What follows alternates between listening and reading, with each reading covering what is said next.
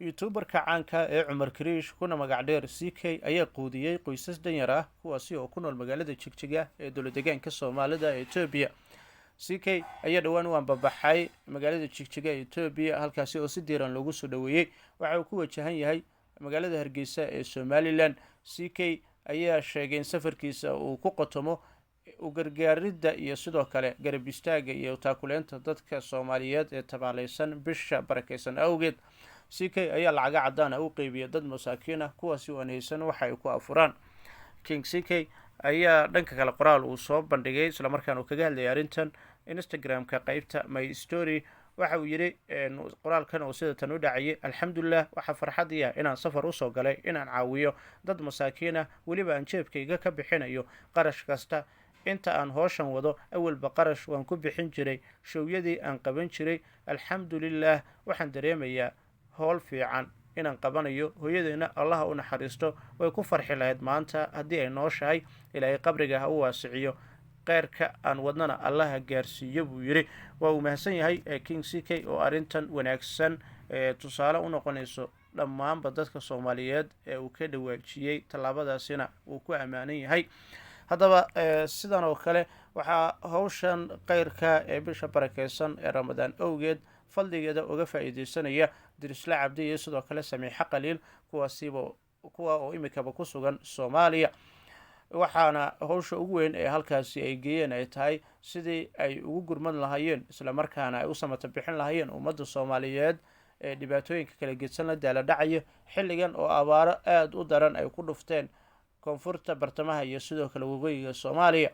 haddaba dadyo kala gedsan oo Soomaaliya ku nool ayaa si aad uga cabanaya dhibaatada ay ku reebtay abaarta iyo saameyntii ka dhalatay iyadoo markaasi dadku ay ka geeriyoodeen xoolihii ay dhaqanayeen qaarkoodna ay soo fud saareen dhaqaale burbur xoogan taasi oo ay ka dhaxleen abaartii daba dheeraatay gaar ahaan haba ugu badnaadeen dadka meelaha miyiga ku sugan kuwaasi oo si aad uga cabanaya saameynta abaarta.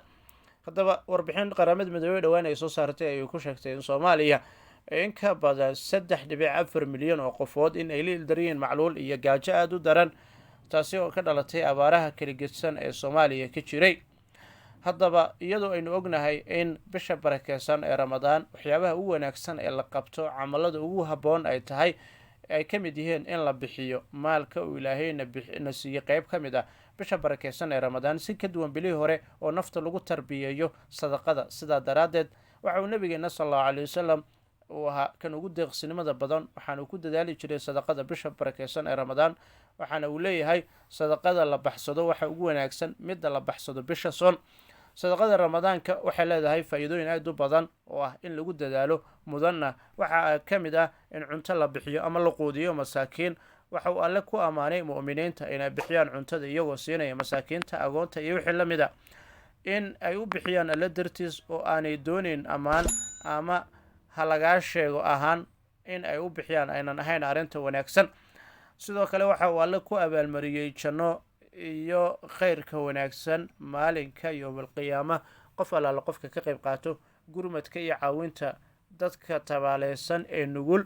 haddaba walaalahan khayrkaasi wanaagsan ee imika ay gacanta ka geysanayaan Allah u fududeeyo iyaguna haddii ay ka tahay in Allah subxaanahu wa ta'ala dartiis ay isugu soo bixiyaan hawshaasi wanaagsan waxaan filayaa in Allah uu ajir markaasi aan la koobi karin iyo xasanaad uu ugu bishaareyn doono ama uu siin doono. haddaba iyadoo taasi ay jirto haddana CK ayaa waxa si lamid ah sida Dirisla Cabdi waxa uu booqanayaa qaybo ka mid ah Soomaaliya oo safarkiisa halkaasi uu ku joogo bisha barakeysan ee Ramadaan. waxa uu ka soo kictimay Austria waxaana dhawaan lagu soo dhaweeyay magaalada Jigjiga ee cariga Soomaalida gaar ahaan dowlad-deegaanka Soomaalida Itoobiya. waxa uu booqanayaa oo socod ku mari doona qaybaha kala gedsan ee Soomaaliya. Somaliland ayuu ku wajahan yahay halkaasi sidoo kale waxa ku sugan Dirisla Cabdi oo Hargeysa in dhawaalabu ku sugnaa. sidoo kale Soomaaliya ayuu sii gaari doonaa oo safarkiisa halkaasi ayuu ku sii wajahan yahay.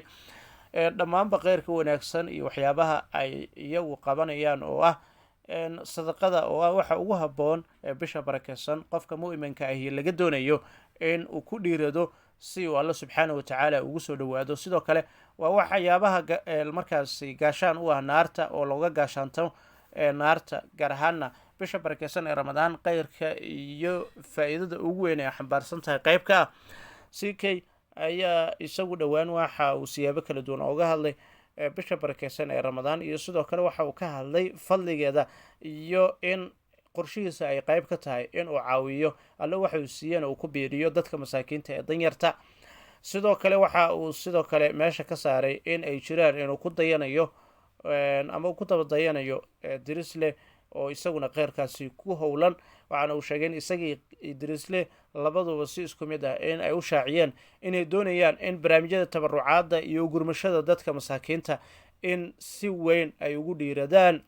waxaa jira dad badan oo qurbaha ku nool kuwaasi oo aad moodo in ay ka gaabiyeen in ay samata bixiyaan ama ay caawiyaan dadka masaakiinta, agoonta iyo danyarta iyo dadka abaaraha ay saameeyeen ee Soomaaliya ku tabaalaysan.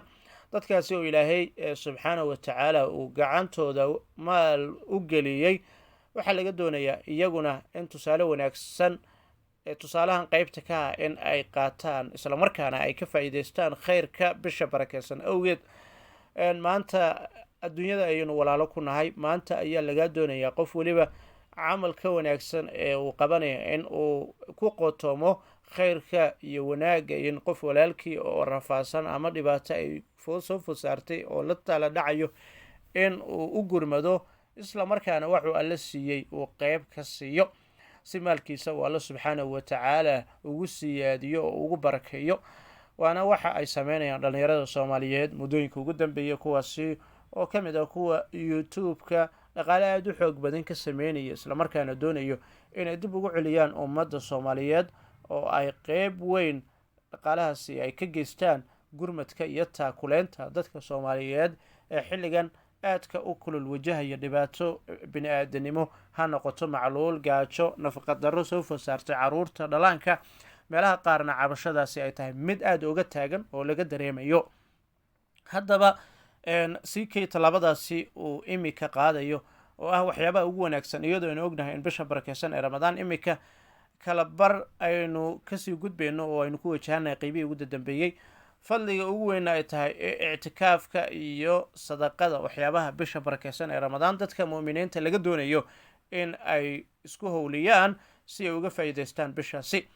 haddaba dhallinyaradeena Soomaaliyeed ee YouTube-ka aad moodo waayadan dambe in siyaabo qaldan ay u adeegsadaan dhaqaalaha YouTube-ka ay ka sameeyaanna meel khaldan ay ku bixiyaan, waxaa laga doonayaa in khayrkaasi wanaagsan ay si weyn ugu dhiiradaan. haddaba inta ayaan kusoo gabagabina muuqaalkayga maanta. haddii aad nagu cusub tahay, subscribe inoo saar channelkan, sidoo kale laagare muuqaalkan iyo muuqaalada halkan aan kusoo gudbino. haddii alla raali ka noqdo, muuqaalo aad u tiro badan ayaan idinla wadaagi doonaa.